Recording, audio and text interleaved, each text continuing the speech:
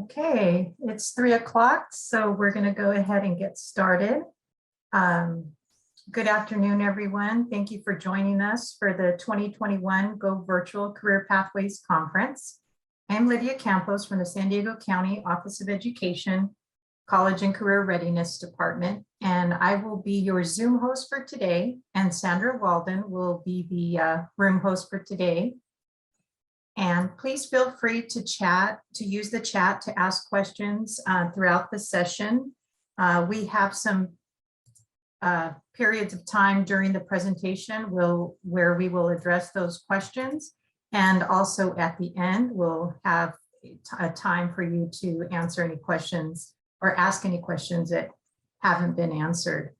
And now I'd like to introduce our speaker for today, Carrie Lane from the San Diego County Office of Education, Professional Learning and Technology Research Department, with her presentation entitled Work Smarter, Digital Productivity Hacks for the Modern Educator. Thank you, Lydia. Welcome, everyone. Today, we're going to be examining digital productivity hacks to help you as you're working with students or trying to keep your modern educator productivity up. A little bit about me, and Lydia already introduced me a little bit, but I'm an instructional technology specialist at the San Diego County Office of Education. Prior to beginning at SDCOE, I taught third grade and middle school English for 6 years. I also, at that time, served as an educational technology and curriculum coordinator at my school, and I have a master's degree in learning design and technology. In the chat, we've put a bit.ly link, Work Smarter, Go Virtual, that has all of today's resources. This is a presentation that has a lot of hacks and shortcuts and tips and tricks for you. So in that folder, you'll actually see even more tricks and tips than what we're going to go over today. And you'll also find, if you go to www.menti.com and you type in the code 25771578, we have a little introductory activity. So I'm actually going to pull that up and over now so I can see some of your results if any of you want to go to that Mentimeter address and take a little poll about your workload.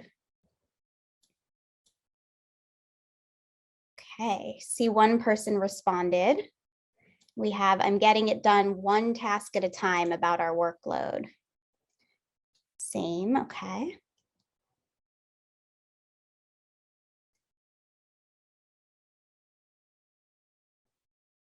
And I'll just give it one more second to see if our last participant gets in there.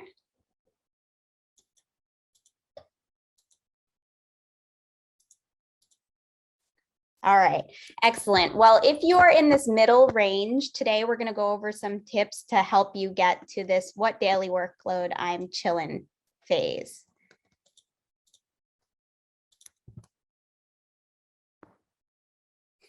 Ah, excellent. Wonderful. So it seems like everyone's in that stage, which is a good place to be.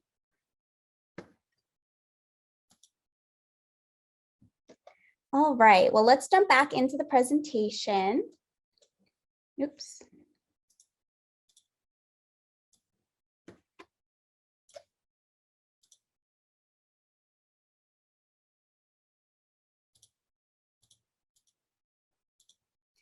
And before we do, in the chat, if you wouldn't mind just telling us a little bit about yourself, if you want to share any of your previous struggles or successes that you've had with working productively and efficiently. So if you feel like sharing your name, where you're coming to us from, and any of your challenges or successes with productive work.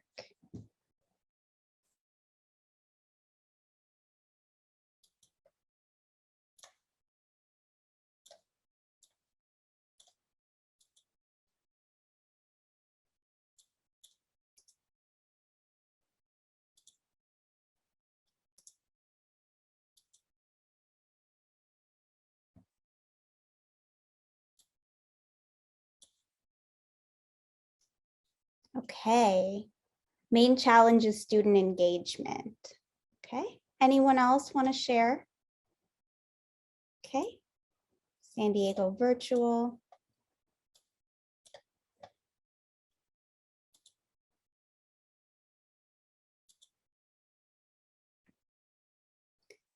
And we have one, don't really have struggles, just like to hear about how tech can be used, new innovative things you can try. Excellent. Well, we're going to go over some of those today.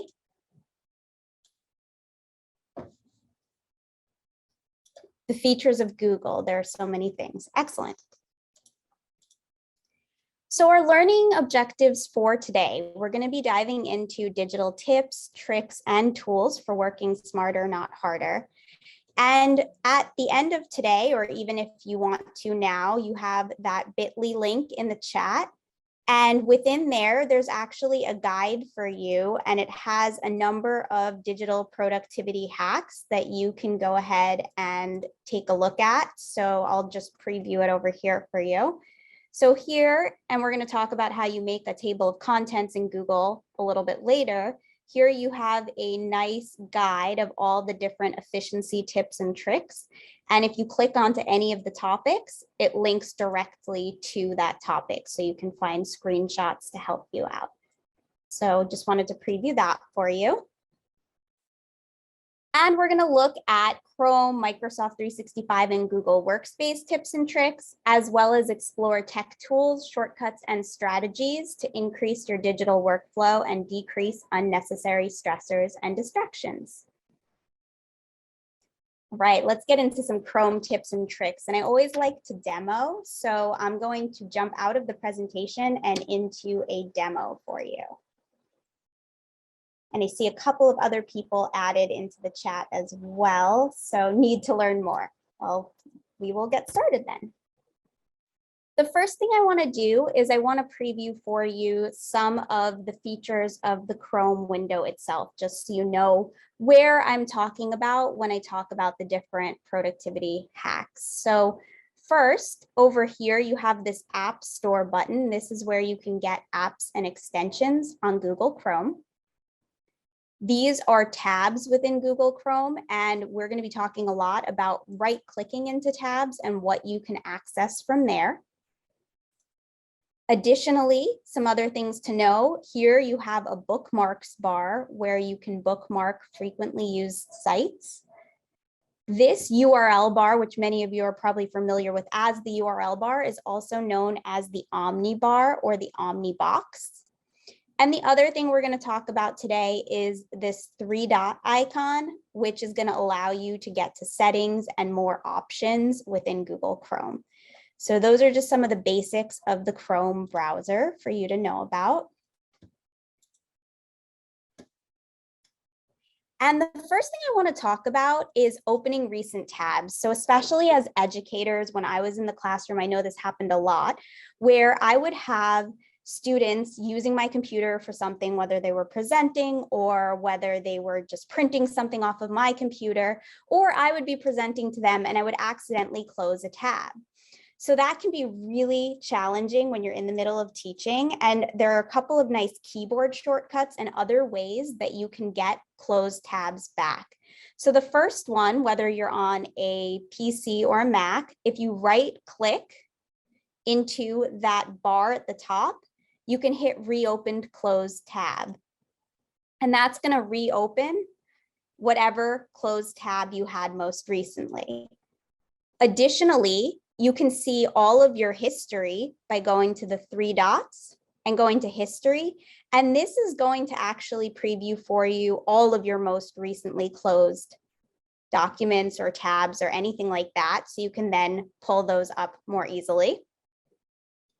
And if you have done something else previously on a given tab, for example, if I was on Google Drive and then I went into this PowerPoint, if I click on this back arrow, so let me actually go to something else. So from Google Drive, if I now open this, and then I go to google.com from here, you'll notice this back arrow now actually is dark. It's not grayed out anymore. And the reason for this is because now it's going to allow me to see a full history of whatever I've opened on that specific tab. So if you were somewhere and you want to get back there, you can always hold down on the back arrow and it will show you your history for a given tab. And in the PowerPoint, I added some keyboard shortcuts. I love keyboard shortcuts. On a Mac, you would hit Command-Shift-T, and I have a Mac, so I'm just going to demo it with that to pull up any of your recently closed tabs. On a PC, it's Control-Shift and T. Okay.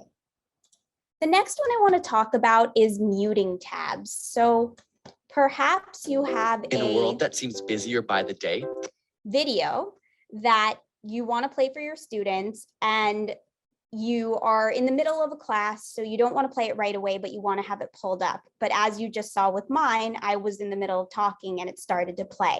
If that happens, productivity is on the minds of many, but instead of downloading the latest, what I did was I right-clicked on the tab and I hit mute site. That's going to allow my video to play without actually having sound, and I can always go back and replay it. But that's useful if you have a tab that's suddenly playing when you're in the middle of teaching and you don't want it to play anymore. Additionally, whenever you have something playing, so I'm going to unmute in a second, you'll notice that a musical note will pop up over here. And from here, I'll show you how you can control your sound or your YouTube videos right from this bar over here. and instead tries to simulate real work by focusing on small, mindless tasks. Luckily, So as you can see, I don't have to be on a specific tab to access this music note. Any of the tabs will have this music note once there is something playing that has sound. From there, you can go backward, forward. You can also pause. You can enter a full it's not a full screen, but it's a mini screen of that video from any tab you're in. It's called picture to picture. And you can even live caption right from there. So that's another useful productivity trick you can use in the classroom. Okay. So the next one that I want to go into is something that you may already use, but I find it to be incredibly useful in my daily work and as an educator when I was creating documents and showing things to my students.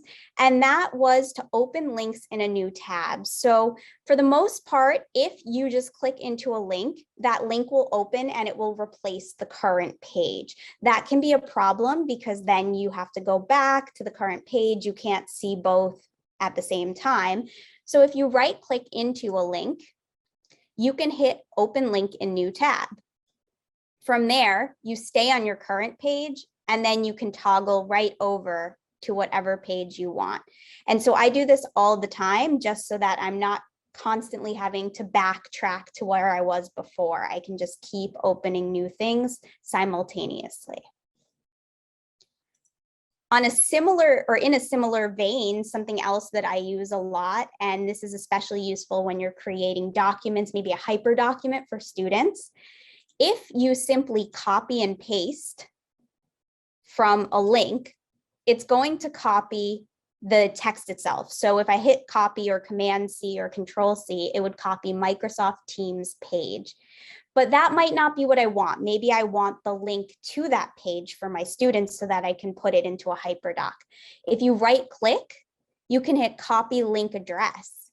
Now, when you paste, instead of pasting the text, it pastes the link, which can save you and your students a lot of time.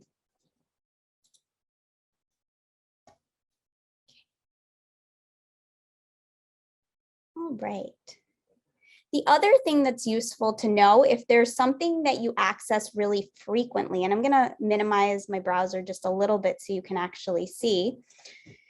If there's something like this video that I go to a lot in my class, I can actually take this lock icon or any of the icons next to the URL address and pull it down to my browser. And I have two screens. So just so you know, this is what ended up popping up right here. I think you can see it. But basically on one of my screens, I was able then to create a shortcut. And if I click into that, it will automatically take me to that URL right from my desktop home screen. So that's really nice if you're trying to save some time and you want to frequently go to the same sites over and over again. I see a question in the chat. How or where can we find a recording of this session after it's complete? I will defer to Lydia or Sandra on that one. Yes, these are all being recorded, and when they're ready, we will notify you via email and have these posted on our website. So just give us time to do that after the conference is over. Great, thank you. Okay, so some of the other things that are useful within your Chrome browser, the URL bar, if you type in any kind of equation, just simply by putting in 2 + 2 or 2 × 6 or larger numbers if you teach higher grades, and you hit enter, it automatically pulls up a calculator from the Google browser for you. This is similar if I know I used to time my students a lot on activities, give them a certain amount of time. You can actually just type in 25-minute timer, 30-minute timer, and hit enter, and it will automatically start a timer that counts down for you. And I picked 25 minutes because actually there is something we're going to talk about a little later today called the Pomodoro technique that I used with my students, where you work actively for 25 minutes and then you take a 2 to 3 minute break. And that actually helps you to remain productive and maximize your productivity in all areas. So that was why I picked 25, but you can do it with any number. And if you happen to be teaching math and measurements, you can even do something like converting feet to inches. So 6 feet. And it will pop up with a converter for you. And it gives you lots of options. So you can convert lots of different things, volume, mass, length, any of that. See another question in the chat. Repost the resource links. Thank you, Sandra. Okay. So I do want to jump back into our presentation for a moment because I have here a list of useful keyboard shortcuts for you. And so these are specifically tab related shortcuts with your keyboard. And so what you can do if you have a Mac, you can hit Control Tab, or a PC, it's going to also be Control Tab, just spelled differently. And that's going to allow you to navigate through your tabs one by one. So I'm going to show you Control Tab. You'll notice it starts here and it's just going to, just with keyboard shortcuts, allow me to access any of my tabs as I go. Additionally, if you hit on a PC, Control and 1 through 9, or on a Mac, Command 1 through 9, it'll take you to the specific numbered tab. So this would be 1, this would be 2, then we'll go to 5. And so those are other keyboard shortcuts that can kind of save you time as you're manipulating and moving through tabs in your class. And if you want to jump directly to that omnibar, the URL bar, you can hit Command L on a Mac or Control L on a PC. And I see there's another question in the chat. When you save websites to bookmark, is there a way to rearrange the websites alphabetically? So that is a good question. And let me pull over my screen again here.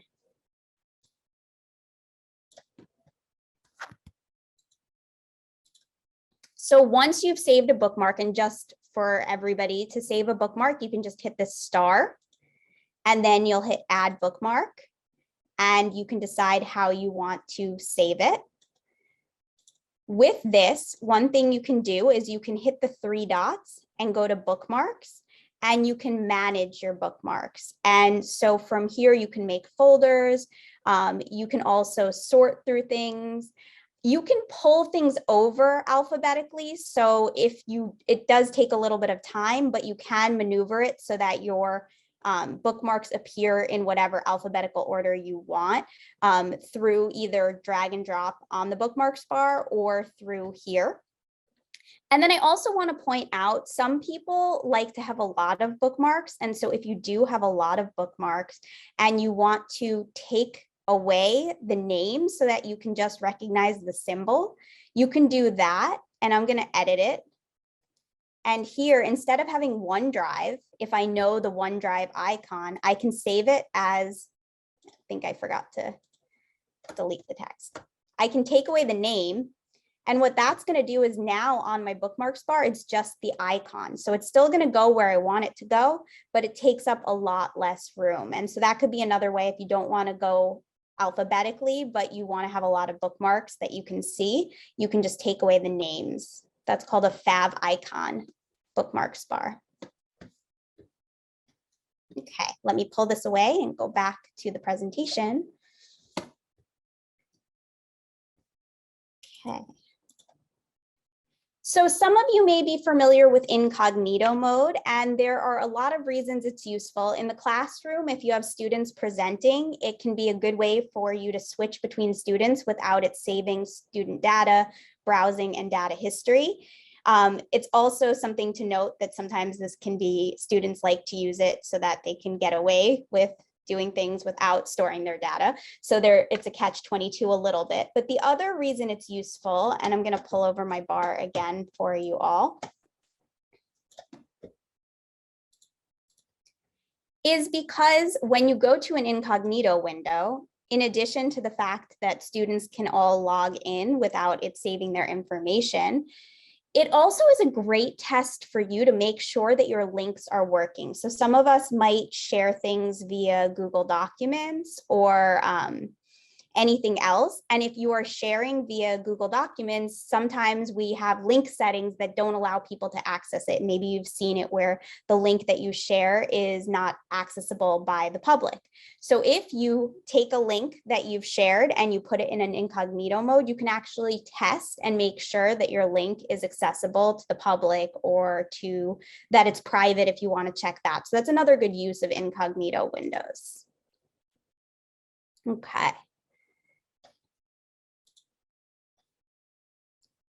So we moved through that, and I want as our last element to talk about just in the Chrome browser, and then we're going to move into just some general tips and tricks.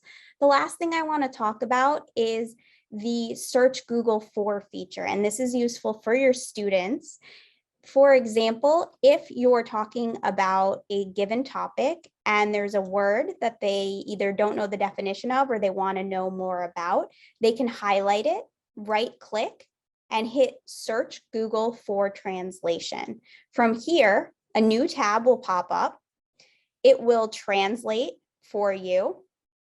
It also will give you a definition of your word, and it will give you all sorts of articles related to that word. So that's a quick way for your students when they're researching to highlight a word maybe they didn't know, and then they can actually go from there and, find more articles and definitions about it.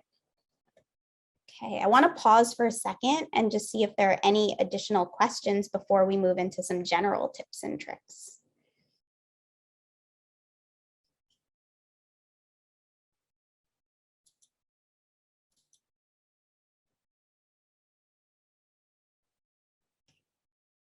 All right. So the next one I want to talk about is it's across the board. You can use it in any context, whether it's in Google Docs or in Microsoft Word. You can use it in Canvas LMS or even when you're coding on Notepad. And it's Control or Command F, which is find. And so once you do this, and I'm just demoing it in Google Documents, you can then type in a word. For example, I might type in markup.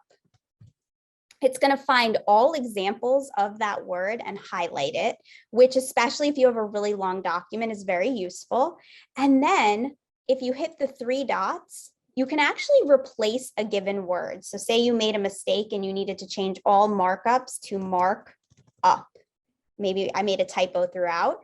I can replace one by one, or I can replace all instances. So within just a minute, not even within 10 seconds, I was able to go through my document. And now anytime I had the word markup, it came out as mark with a space up.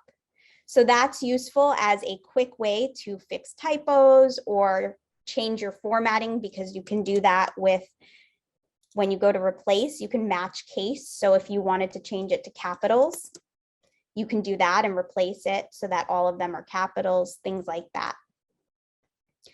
Additionally, another one that I use a lot, and if you're grabbing from, maybe you're trying to create a document from your student from multiple sources and you want the formatting to all be consistent, when you grab your text, if you right click and you hit copy, or you hit Command C or whatever, Control C, and instead of just Command V or Control V pasting, you paste by right clicking and hit paste without formatting. This is the keyboard shortcut for it.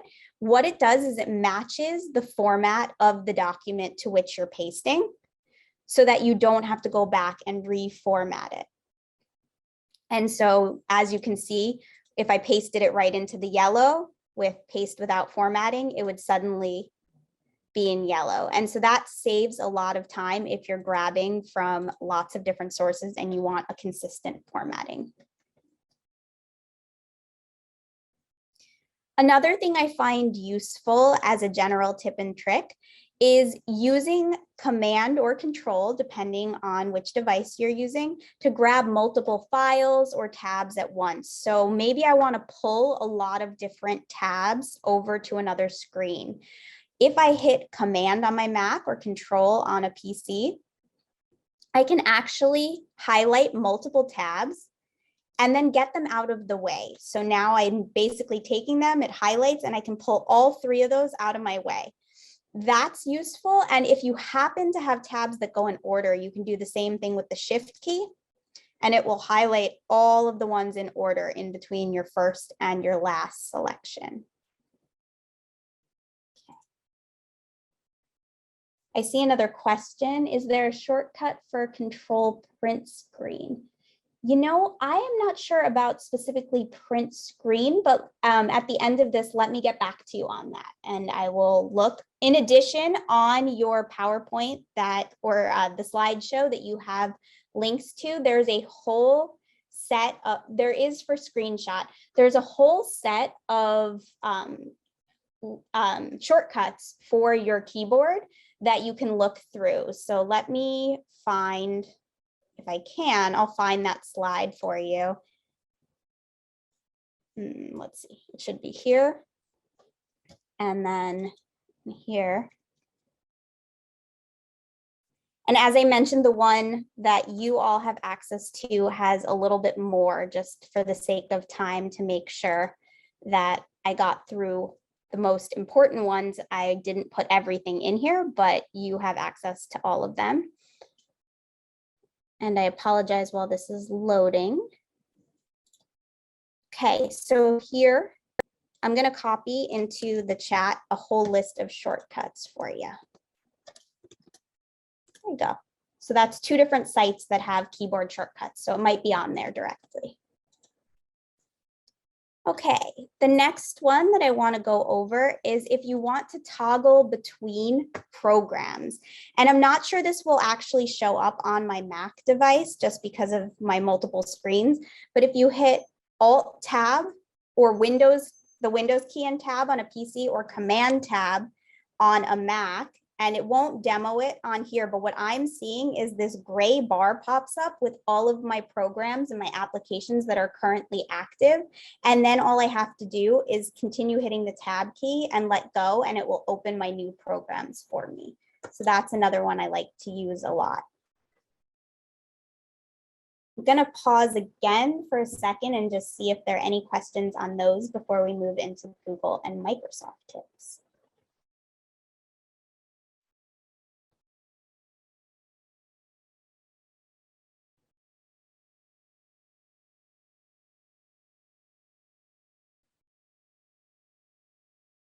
Okay, well, feel free to put them in the chat and I'll keep looking. So actually, I would like, if anyone has a chance, to let me know in the chat if you are using Google Drive with your school. So if you have a school-wide Google account, that would be useful to know. Okay, excellent. Excellent. So if you have a school-wide Google account, there's a feature called Priority, which I absolutely love.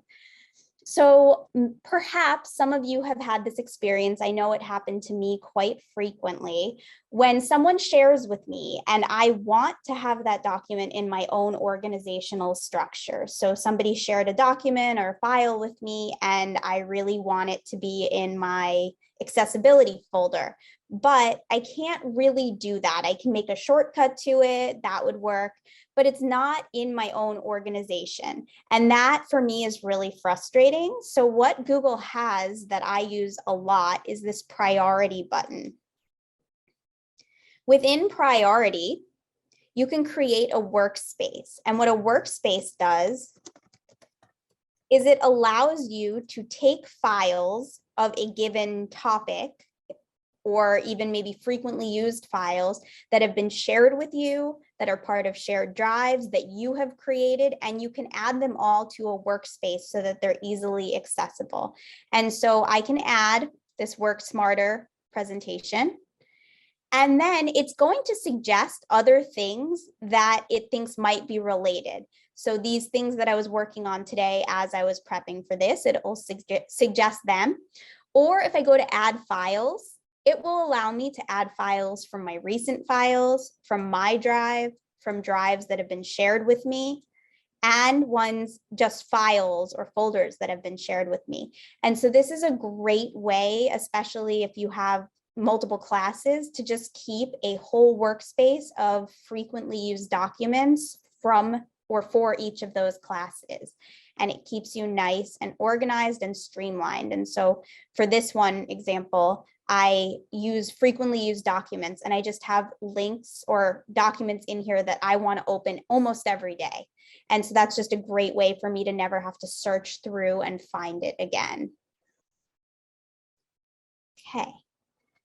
The next one that I want to show you is the feature of translate in Gmail. So perhaps you are receiving emails in another language, or you're creating emails and you need them to be translated to another language.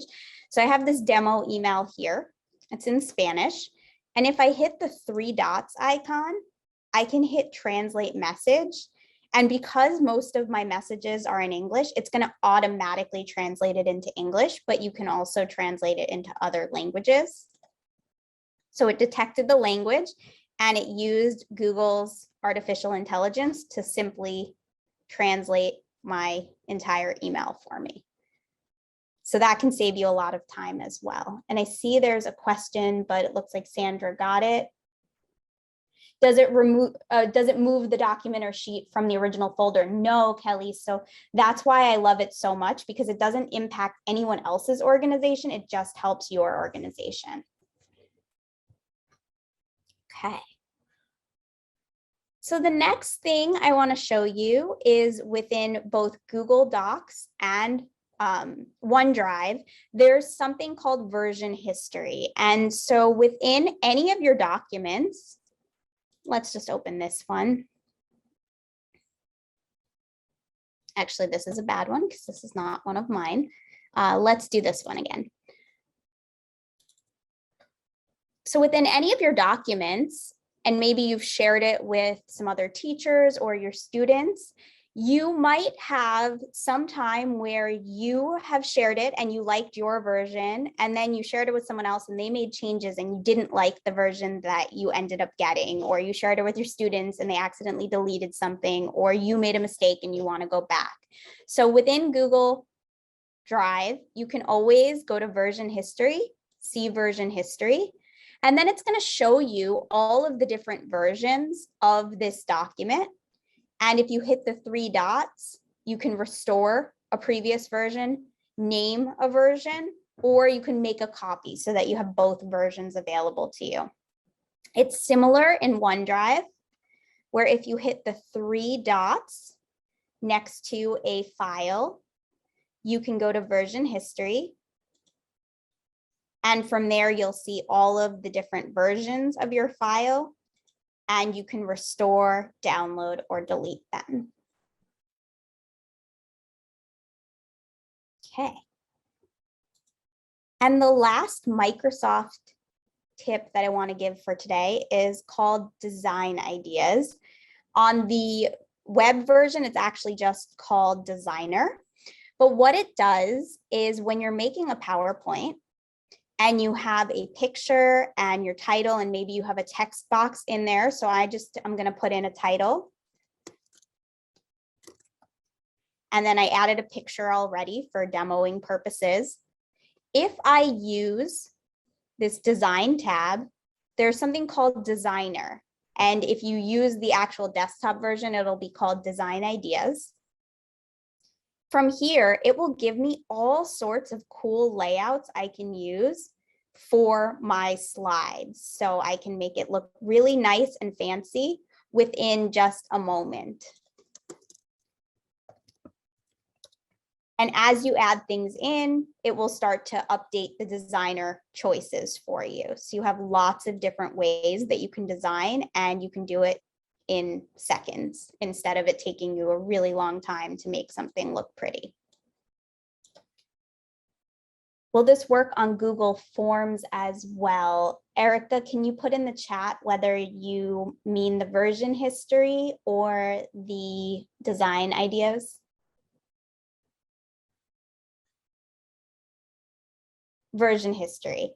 I don't believe that it works on Google Forms, but at the end of this, I will really quickly look into it and confirm that. As of when I last looked at it, there wasn't a version history specifically for it, but I want to confirm that with you. So I'll look into that after. Okay, I'm going to pull back over my slides here. And the reason is because I mentioned this before, it's called the Pomodoro technique. And so this is a technique which is for time management. It was developed by a student in the 1980s. And what he did was he used a tomato-shaped timer, which is Pomodoro in Italian. And he took 25 minutes of hard work and then a 5-minute break. And after 4 Pomodoro cycles, he took a longer 15 to 30-minute break. And so for the sake of time, we're not going to take a 5-minute break, but I do want to give us just about 20 seconds to, look away from the screen, just reset, and then I will move into some Chrome extensions for productivity. But I just wanted to, we'll say 30 seconds, just demo this Pomodoro technique of working and then a quick pause. So if you want to look away from the screen for about 30 seconds. And I'm just looking at Erica's chat. I know you can undo, but edited a test before realizing I needed the original.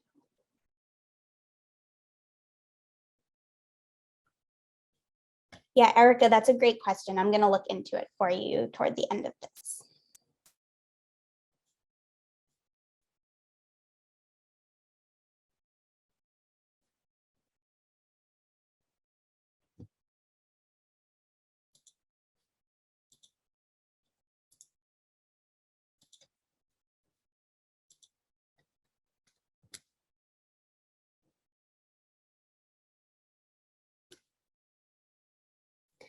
All right, so for the sake of time, I am not going to do this activity with you, but I put into the chat a productivity hacks document. And what it is it's a Google document where I have put in, if you have any strategies, shortcuts, or programs that you currently use to manage your digital workflow, please feel free to share them here so that we can all learn from each other. And you can share today, or you can share it after any other time you're looking through these resources. Just, as people move through, the more hacks and tips we have, the better. And in the meantime, I'm going to move back to our PowerPoint and move into apps and extensions for productivity. And so with extensions, if you want to add an extension, and what an extension is it's an add-on for Google Chrome that allows you to customize your browser. And so in this case, you'd be customizing your browser for things that help you become more productive. To add on a new extension, you can go to this apps button. And I don't want to open it from here, but oh well. And then go to the web store. And once you search the store, you can find different productivity apps. So you can, and extensions, you can even type in productivity and see what it has here. And with any of these apps and extensions that I'm sharing, please do know that it's always good, especially if you're using it on your school device, to get it checked and approved by your district or your school. And also that there are so many out there. I'm just suggesting a few, but there are a ton that you can have. And so one of the ones that I want to talk about is one that I use the most frequently out of any extension. And extensions can be found on the puzzle piece icon once you have downloaded or added them to Chrome. So this puzzle piece has all of my extensions here. And the one I use the most is called Tab Cloud. And so what Tab Cloud does is it has you sign in. So I sign in through Google. And then as I have large sessions of tabs, I can save them. So I hit the little file icon and I name them to save it. And so you can see I actually created this whole group of productivity presentation tabs. And so just in case, which actually happened in the middle of this presentation, I accidentally X'd out my tabs. I can just hit this plus sign and it's going to open all my tabs at once so that I don't have to worry about losing a group of tabs. So I do this all the time when I'm researching a topic or preparing for a presentation, or you could do it for a class if you have given classes, where I just go in and I save from Tab Cloud, I name it, and then any device I'm on that I log into my Tab Cloud, it will allow me to access and open any of my tab sets. Okay. Another one that I use a lot is called Clipboard History Pro. And so this one, what it allows you to do, normally when you copy and paste something, you can only copy the last thing, right? So if I hit Command C on something and then 5 minutes later, I hit Command or Control C for something else, only the last thing I copied remains on my clipboard. But what this does is it saves up to 150 in the free version of it. And so I can go in at any point, click on my Clipboard History Pro, and then I can see all of the different things that I've saved. I can star them so that they remain in my favorites, so that if I want to clear them out later to have another 150, I can, but this will stay.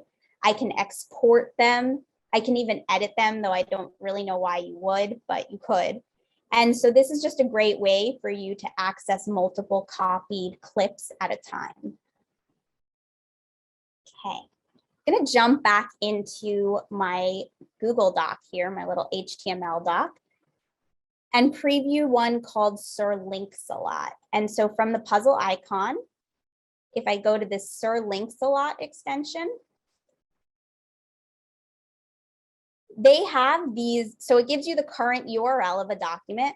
But what I like about this is maybe you want to force your students or people you're sharing with to make a copy. So it changes the URL so that now when you share it with people, they have to make a copy of the document. Otherwise, they won't be able to access it. So if you've ever seen somebody's that says make a copy, this would be how they do that. The other things you can do from Sir Links-a-Lot is you can edit a URL to be a preview version, so view only, a template version, or you can save it as a PDF. And so when people click into it, it will automatically download as a PDF for them. Oh, I didn't save that.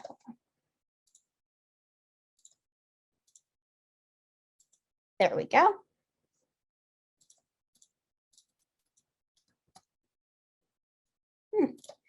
For some reason, mine's not saving that, but you can then click into it and it should work for you. It's just always something goes wrong when you're demoing it. Thank you, Sandra, for answering. So to get to the Chrome Web Store again, you can click here and then hit the Web Store button. I also in the PowerPoint put a link for you, a direct link. And actually I can copy that into here as well.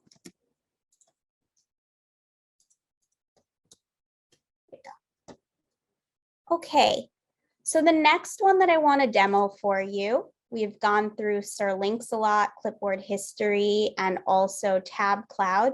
The next one I find useful, and this one is useful more when you're creating your own documents for students. It's not good if you have personally identifiable information or anything secure for your school, like student information. But for you, if you're just making a PDF for students, you can use PDF Candy.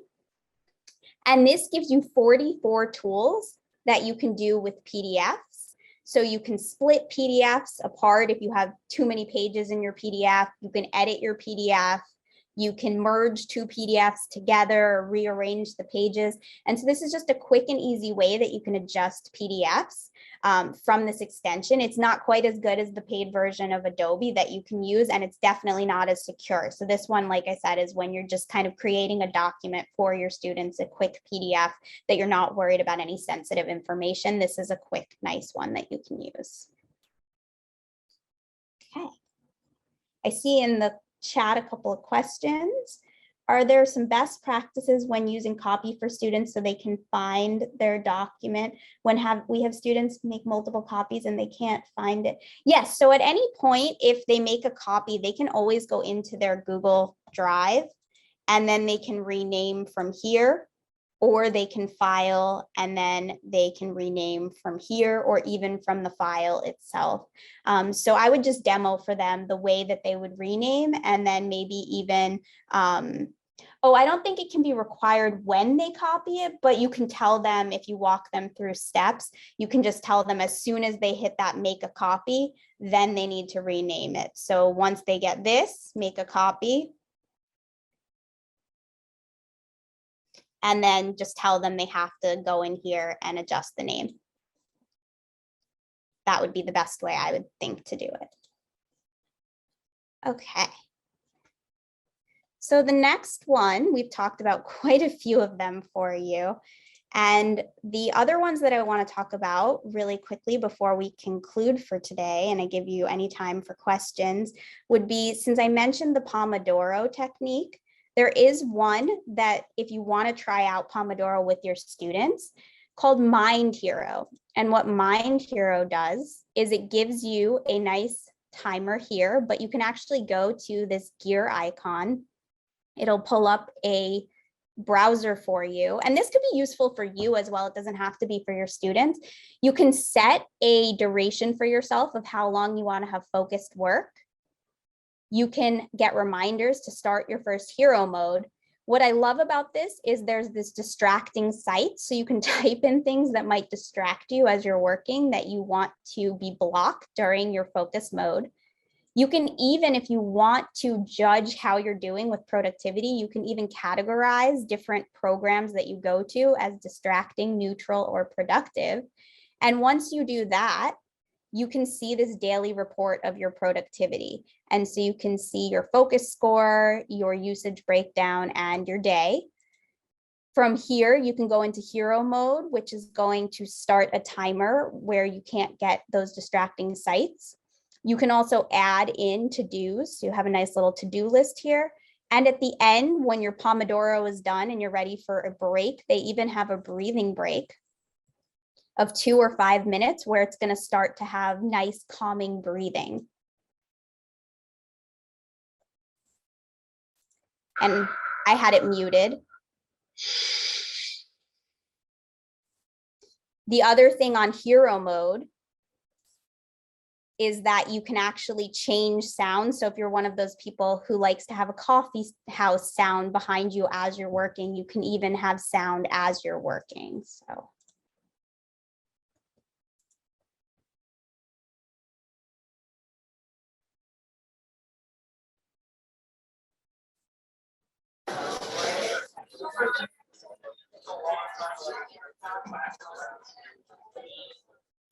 Okay.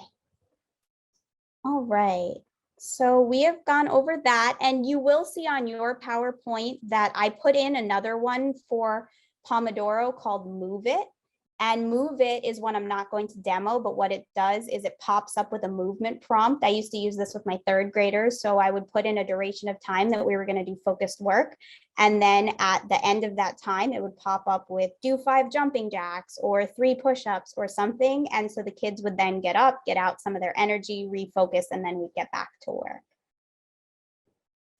Okay, so that takes us to the end of our presentation, and I'm going to just leave it on our last slide here, which is a reflection and just next steps. So are there any of these that you're excited to try, or things that we didn't touch on that you really like?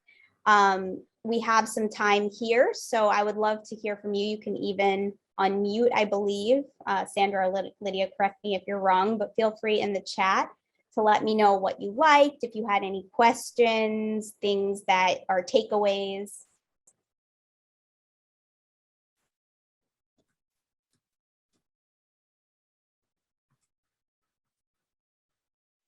All right, so we have, and Lydia is sharing here the evaluation link for today's presentation. If you would feel free to put in, I think Lydia. Yeah, I am sending that right now. Perfect. And then on the back end, I'm going to look into Erica's question about Microsoft Forms. So I'll get back to you on that. And then if anyone else has any questions that I didn't answer, also feel free to re-put them in the chat. And I also will be displaying an attendance certificate for those that need to take a screenshot for proof that you attended today's session. Carrie, is it okay to put that up now? Absolutely. Should I stop sharing? Sure.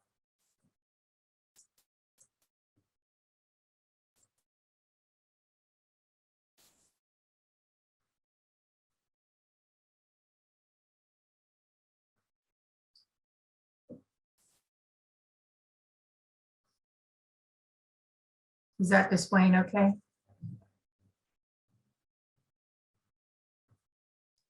I see it well. Okay, good. And thank you everyone who is sharing what you liked. I see a Clipboard History Pro, excited to try all of them, workspaces. Oh, screenshots. So on Macs, there's actually a camera icon, or you can hit Command Shift 4 or 5, depending on what type of screenshot you want to do.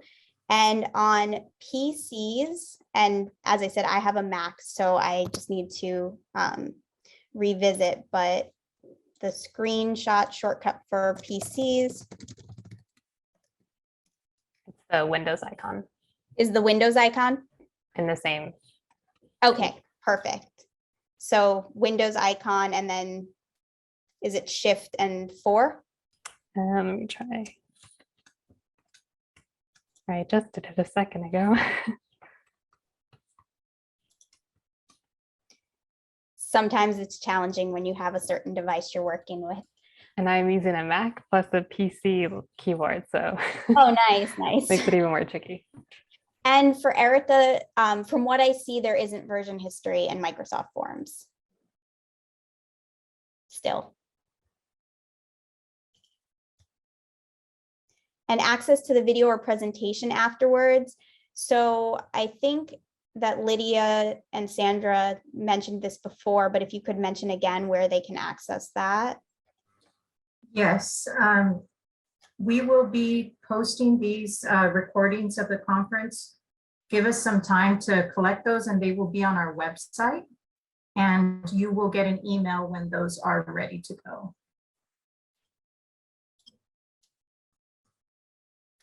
And So, for a PC Kelly, to screenshot, it did seem to work Command Shift and the number 3 to go automatic. Or Windows icon Shift and 3 if you're on a PC. I think. If anyone wants to try. Screenshots. And then as I mentioned for Erica, there was no, it doesn't appear there's version history for Forms. And then a web address shortcut. So I would say the best thing to do, Kelly, would be to do a bit.ly link. So bit.ly.com, and they have free and paid versions, but what's really nice about that is then you can actually collect analytics and customize your shortened URL. So bit.ly.com, and I'm not gonna disrupt the sharing from Lydia, but if you click on that, that will allow you to go in, change the link, customize the back half, and then view analytics for it. So it's easy to share with your students. And there are extensions that do that too. Bit.ly even has an extension, so it's super quick. And then there was one, I'm not sure if we found it, but the shortcut for print screen looks like, I'll copy this into the chat too.